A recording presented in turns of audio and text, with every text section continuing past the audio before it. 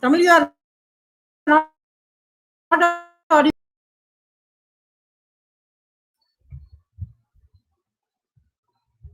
Good evening, all. The birth of crisis is the birth of opportunity. To change yourself, to rise on the top, to become more powerful and more knowledgeable. With this motivating quote, I see Tamil Selvi, Assistant Professor, Department of IT, Dr.M.G.R Education Research Institute, welcome you all to the international webinar on COVID-19, an opportunity, not a threat.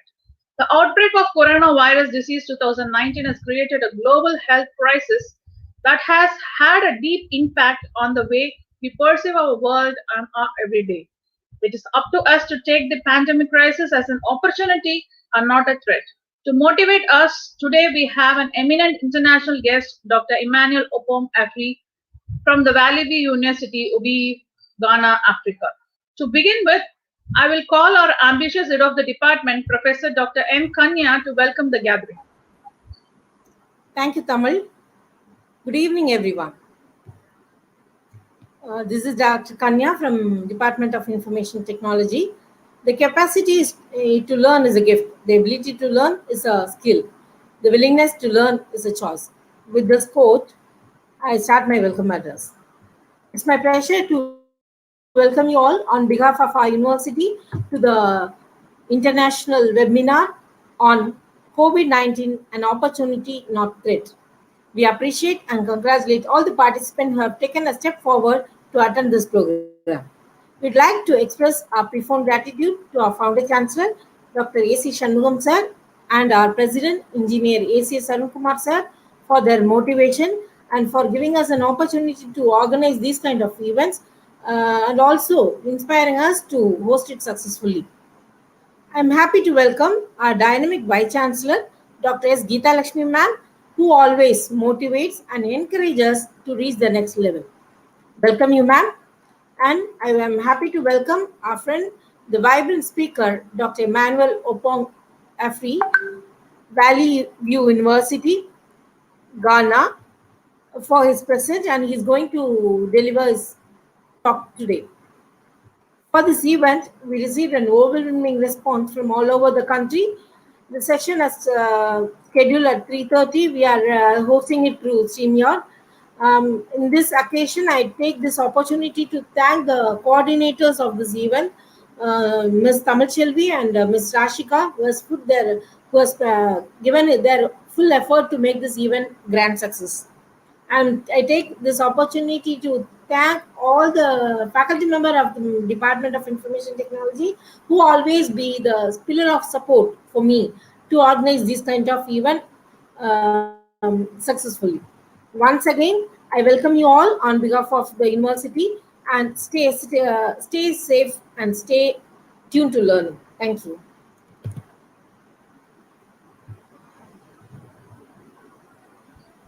Thank you, ma'am. I call Professor Dr. Dahlia Sam to brief about the department newsletter, and I request our Vice Chancellor, Dr. S. Geeta Lakshmi ma'am, and our guest of the day to launch the same. Dahlia ma'am.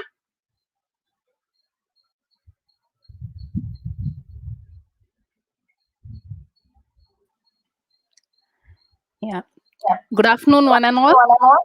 On behalf of the Department of Information Technology, I'm excited to announce that we have come up with the first issue of our monthly newsletter under the title Tech Voice. The subsequent issues will be circulated on the first of every month.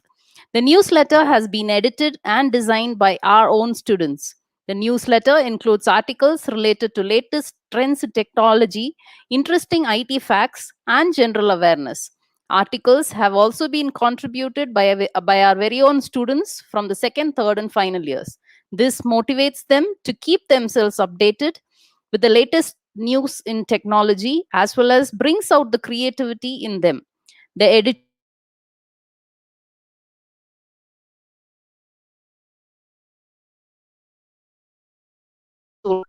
The creative designers behind the newsletter are M. Charumati, S. Arunkumar, Rajat Shah, and Riya Bhatta.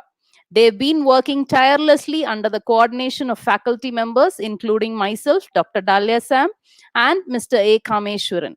At this time of celebration, with a sense of accomplishment, I would like to thank our Honorable President ACS Arun Kumar Sir, Vice Chancellor Dr. S. Geeta Lakshmi Madam, Registrar Dr. C.B. Palnivel, Joint Registrar Dr. V. Cyril Raj, Dean ENT Dr. S. Sendilvelan, and our energetic head of the department, Dr. N. Kanya, for their valuable guidance and encouragement in all our efforts. It's my honor and privilege to invite our dynamic Vice Chancellor, Dr. S. Geeta Lakshmi Madam, to launch the first issue of our department newsletter. I would now like to show a glimpse of our newsletter.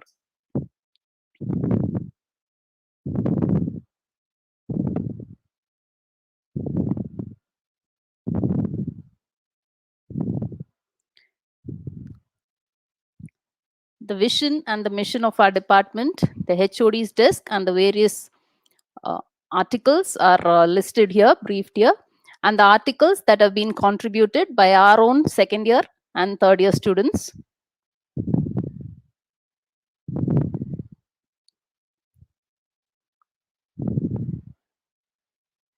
And finally, we have some awareness shared by our students. The editing and the designing team members are here.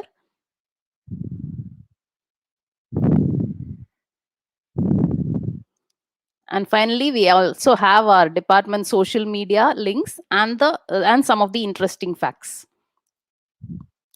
I request our dynamic Vice Chancellor Madam, Dr. S. Geeta Lakshmi Madam, to share a few words and launch our newsletter. Hello. Hello. Hello. Ma'am, you are audible, ma'am. Hello. Yes, ma'am. I'm not able to hear. Yes, ma'am. You can start, ma'am. Very good afternoon, and really it's a pleasure to be with the IT department today on the eve of the week-long, the webinar series, like whether COVID is a threat or where we can make a livelihood or an opportunity. It's a very good topic chosen by the IT department, and I should thank the department with Kanya for making this attempt to make it possible with her team in the department. On behalf of the management, I thank you all, and it's a pleasure that our management has given a grateful opportunity to you all. So we, as you know, that we have been living in this unprecedented time, in the pandemic, in monumental, facing a lot of problems. Not only has COVID-19 wreaked havoc in the world, throughout the world, it also exposed fundamental weaknesses in the healthcare system and also in any other system. That's what I would say. Any system where we were lacking and we were not using the opportunity. And I should thank the speaker, Mr. Emmanuel, who have accepted to give the speech. So we identify the challenges and opportunities that COVID-19 presents by connecting the immediate need to curb the spread of the disease to the United Nations Sustainable Developmental Goals, considering broad social, political, and economic impacts, where we have to consider this and keep working on the development of all these. And as you know, that the severe effects of these had given the crisis in some of the population, especially the disadvantaged and the underserved ones, very poor, and the countries related to others.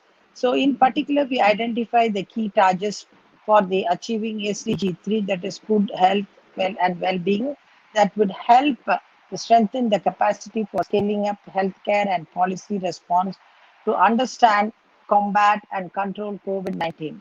So online learning on its own advantage, such as flexibility, interactivity, self-pacing, and opportunity.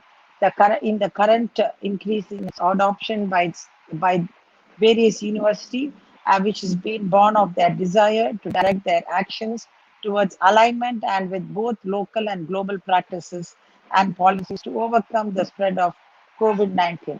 So COVID-19 has taken the world by storm. The rapid spread and increase in the number of cases have led the world to look at alternative ways of living and operating both professionally and personally. So I would say It's a threat to human beings, lives of human beings, and also for the economic condition of third world countries. I would not say it to all the countries, the financial burden and all these which should affect the people in the country. So we have to go through it and see that what can be done with the economic position, and further on how to not to spread the disease. That is very important. As you know that there would be also a third wave in another, might be in another 6 months, where we have to prepare ourselves for the third wave by not spreading the disease within that gap of few days where we were the number of cases have come down. So we have to be very careful, and we have to adopt the policies world which has been followed by worldwide in education, in economy, and what so not, in preparing ourselves, which would give us opportunity in the day-to-day life in education and economy. So I think we have to work on it and still improve on it so that it becomes a part and parcel of the routine, even when there is no COVID-19 pandemic. Thank you one and all for inviting me. Thank you, ma'am. Thank you, ma'am. Now I call Professor Dr. T. Nalini to introduce the guest of the day.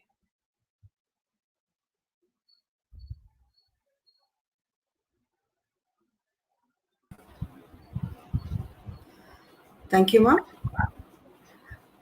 Good afternoon to each one of you present today. It is a moment of extreme pleasure to welcome the guests who are present here to attend this international webinar. On behalf of this institution, I offer my regards to all the participants joining us. It is a great honor for me to introduce and welcome our chief guest this afternoon, Professor Emmanuel Oban Afre from Valley View University, Ghana. Thank you so much, sir, for accepting our invitation and coming over for the international webinar. He has completed his Master of Computer Science from the University of the Philippines in the year of 2016. He has completed his Master of Business Administration from the Advanced International Institute of Advanced Studies, Philippines in the year of 2012, and Bachelor of Computer Science from Valley View University at Ghana. He is having totally 9 years experience in the teaching field. He has published 4 papers in journal, presented 8 papers in conferences. He has received certificate and scholarships for many activities. I'm sure this afternoon is going to very informative section, is going to present a topic about COVID-19, an opportunity, not a threat. On behalf of the Department of the Information Technology and the organization team, I welcome you, sir. Thank you.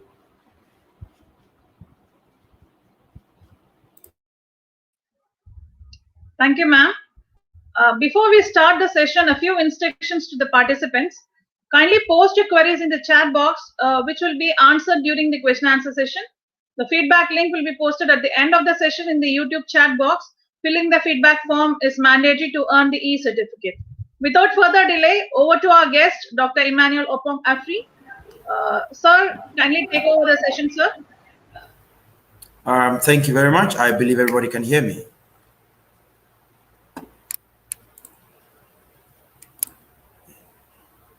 Am I audible now?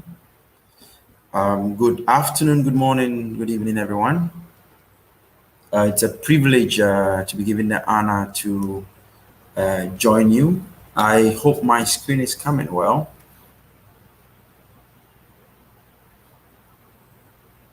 So it's merging with background, and go a little back.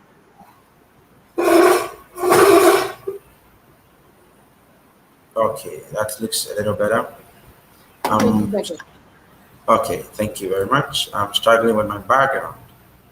And so I hope, I wish the background wasn't there so that I could be seen properly. But then all the same, I'm happy to be here to talk about COVID-19. Over the past few days, I believe we've all been struggling one way or the other because we've been hit by COVID-19. And I think COVID-19 is rather an opportunity, not a threat.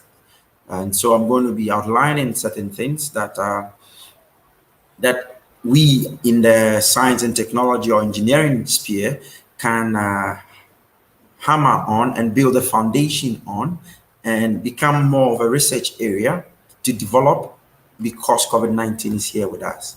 In our introduction, we were given an idea of the fact that now we are all restricted at home. And I believe that from the news I'm listening to, India currently is on a lockdown, which means most people are listening and then joining us from their various homes.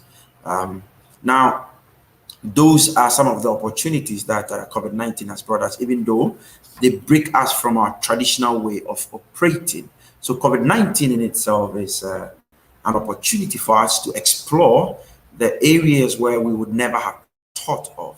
Currently, we have a lot of people working from home, which also brings about various opportunities. Let's look at some of the things that COVID-19 has done with us. Now, people have been told to social distance, and so we've lost sight of our social life, that we have to connect to each other through mobile phones, through video conferencing and webinars like we're having.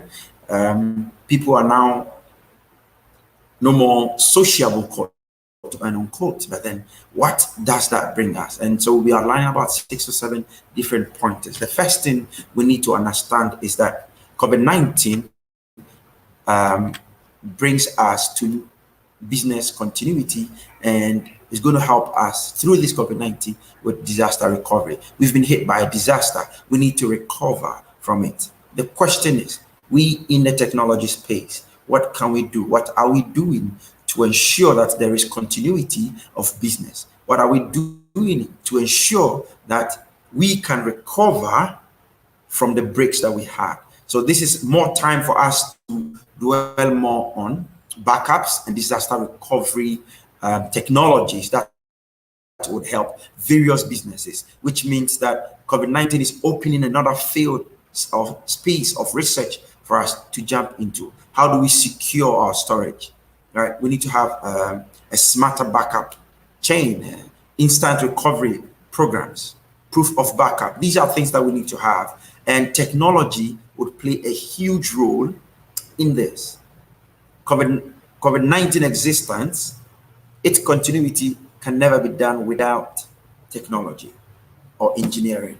And so those of us in a engineering space, in a computer science, information technology space, it is our responsibility to jump and fill in the space. And so there are so many things that we can get in particular to this business space. We need to come up with plans that would develop and then help localize some of these things. We need to look at it from the Indian perspective, from the Ghanaian perspective. At this point, we can't do cut and paste. We can't just pick other solutions. And this is going to help us explore and build better.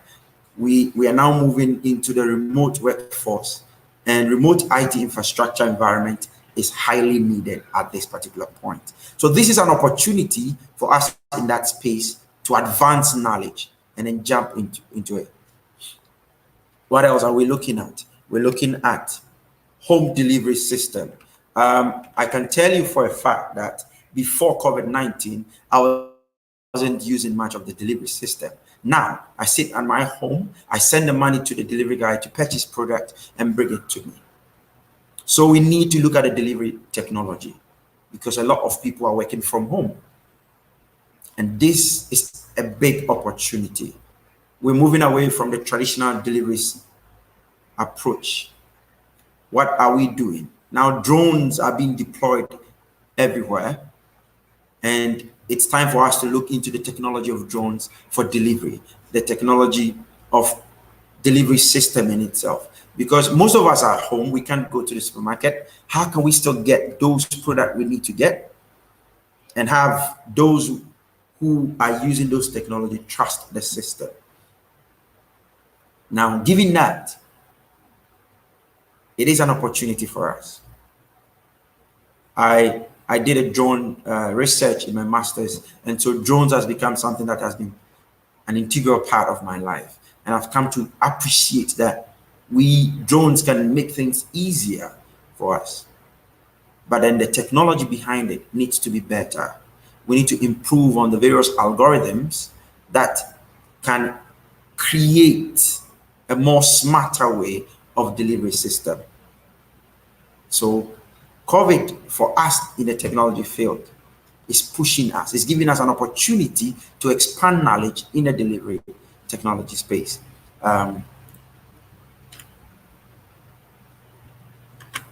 It is said that in China, the rise of average use of mobile technology has increased by 30%. In Italy, it has increased by 11%. I was checking in Ghana and I noticed that over the period, the use of mobile technology have increased because we are home and most people are now using their mobile devices for work. Most people are using their mobile devices for every activity that they need to do. Hotspots, people are now using hotspots more than they used to when they were in the absence of COVID-19. So these are all technologies that come. We are having cloud meetings. Zoom have gained a lot of popularity in this particular period. Microsoft Teams have seen an increase to about 775% rise in its use throughout this particular outbreak. And that is only Italy. So imagine looking at other places as well. So when we look at the pre-COVID era and looking at the COVID and the post-COVID era, we come to see that mobile technology has become rampant. VoIP has application is on the rise. Now, there are so many technologies that is coming. Now, that is our area, efficiency. How do we make these cloud meetings lighter and yet more efficient, so that with the least connectivity, the least bandwidth you have, you're still able to connect and enjoy smooth communication? This is important that we look at. The behavioral shift is urgent for us to also look at it and then add these VoIP over technology into schooling, remote working, because that's where everybody's going. Zoom, Google Meet, etc. has seen an increase. Microsoft Teams, WebEx are now unlocked in places where they were locked before. These were technologies that couldn't have penetrated most of the Middle East countries. Currently, they've been unlocked because there is the need. They need the technology. So they can't isolate anymore. COVID has given us the opportunity. What are we doing? Are we just sitting now? Or we, those in the academia area, are going to jump into the space and increase research in these areas and then bring out the best in these particular technologies that exist? Now, because mobile technology and VoIP is becoming rampant, then we look at other things like data protection. Now we have almost everybody's data all over the place. How do we protect these data so that we can help contain the spread of virus, and then employers can easily have a worry-free environment, knowing that they are not going to be infected by these particular threats that we have? It is our responsibility to jump into it and do more research into it. Right? Employers have begun to implement precautionary measures, right, such as temperature check, restriction of business travel, etc. Now, with this, if I am at home, it means I'm not going to be using an office machine that was highly secured. I'm going to be using my personal device at home to communicate with the office. How do we manage to find a balance in this particular circumstance with respect to privacy, and then individual freedom or liberty? We need to look at some of these particular, the right to data privacy and an obligation to protect the health, safety, and other employees and the public at large. Data protection has become an integral part, a new research area that needs to be done. Now, once we move cloud, we know in the technology field that it becomes difficult, but what can we do? It's never difficult. There is nothing like impossible. We can, that's why we exist, for research purposes. We need to find the befitting technologies to help. There are some that exist, but we could do better. We could do better. Now, getting on, Korea was known to be one of the countries that was able to reduce the spread of the COVID-19 virus, and they used an AI technology. See, at this particular point, we need the AI tools to help us identify potential abnormalities, right, in the chest, to examine the lungs at the most shortest possible time. And in the case of Korea, they were able to identify abnormalities on a chest X-ray and examine the lungs within less than 3 seconds. With the current case in India, what are we doing in the technology space to help the health sector increase their search, the scanning process, in order to be able to identify people with COVID-19? What are we doing to ensure that those in the health sector can rely on us in the technology space, the engineering space, to improve on the various processes that they go through? How are we able to examine to know who needs oxygen more than the other without just, because some people are in certain conditions and we realize that it might not necessarily have been COVID, but because COVID is around, we seem to associate everything with COVID. And that poses a threat to other people.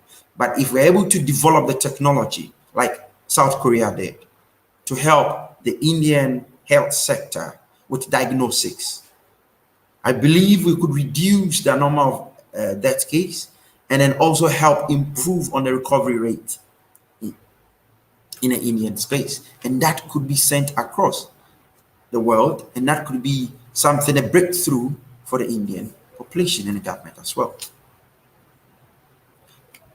So, in conclusion, while it may seem that everything is about COVID-19 is bad and it's gloomy, I believe that there is always a way for us. There is that breaks out for us in the technology space, that we can help, with a shift to remote working, and then also people in a school space, because now almost every institution that didn't accept online technology is accepting it.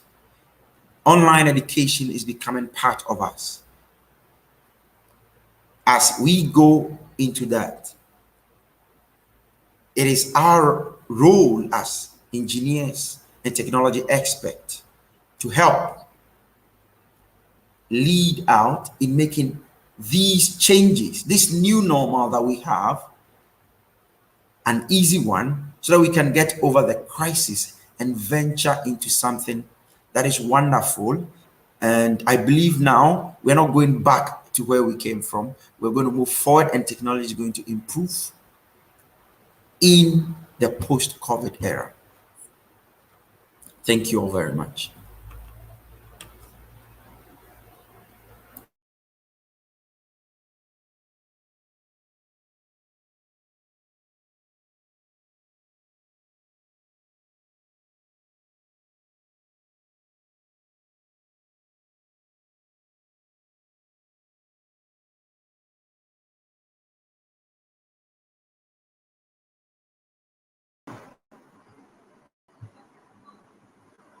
Thank you, sir. It's really informative. Over to Tamil. Participants, if you have any queries, you can post it in the chat window, which will be answered by our guest.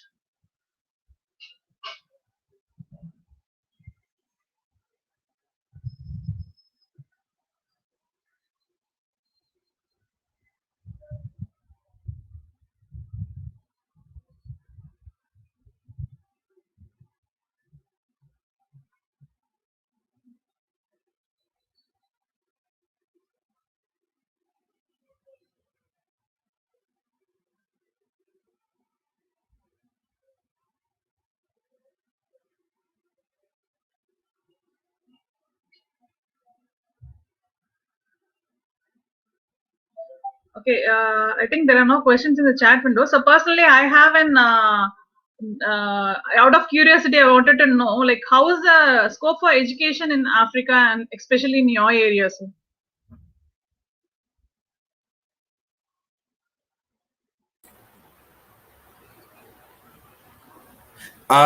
In Africa, I would speak particularly with respect to Ghana. I think India is well advanced when it comes to technology. Yes, I mean, I've always admired the work that comes from India. But Africa is more of a new space of a new space for improvement. And given that, with respect to COVID, right, there are new technologies that keep cropping up in Africa, and which are very much diverse from what you would have expected. Let me give you a classical example. I mean, when you go to the West, credit cards are the usual mode of payment. But when it comes to Africa, mobile money payment is the biggest, is growing very fast. And it's being used similarly to the credit card, just that it's more of a debit card for online payment. And so it's increasing. And one of the telecommunication in Ghana here, every month is over $5 million goes through their mobile network for payment, storage, etc. And that's a huge amount of money. As a result, the government has also adapted it. In Ghana, we have what we call G Money, the Ghana Money platform, where it cuts across all platforms. And that should tell you that we are thinking outside the box. I can't go out there to buy, but I need to find the best payment approach. I have a mobile device. What can I do? We adapted the G Money, the mobile money payment approach, because most of us can becomes a new technology that is being developed across Africa. It started from the East, and the West have accepted it. And I notice it's spreading across the entire continent. So that is how technology is playing a role with respect to Africa. Thank you, sir. You're welcome. Participants, you can post your queries in the chat window.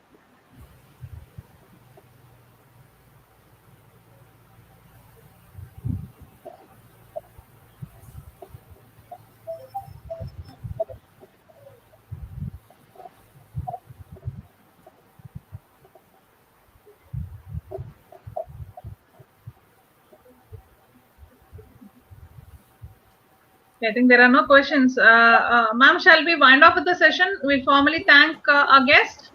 Yeah. I request. Ima sir, thank you Hello, very much ma'am. for your session. It's Thank you really very nice session. Thank you very much for your session. Tamil, you can continue. Yes.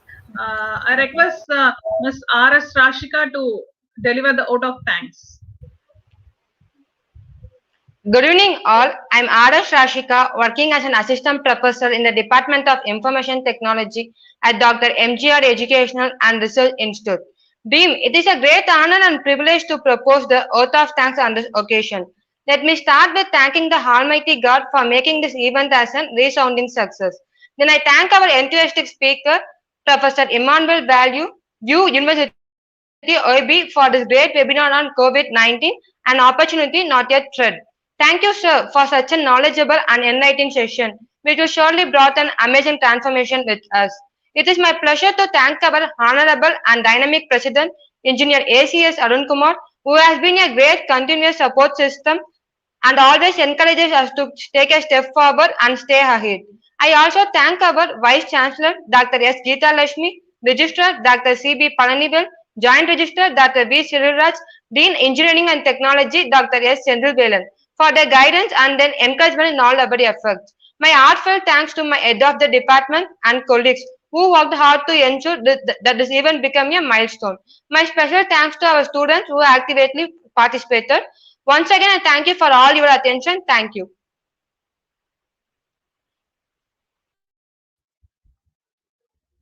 Thank you, Rashika. But the least, I also thank the participant, without which this event would not be a good success. I request you to extend your support for the further upcoming events. Thank you all.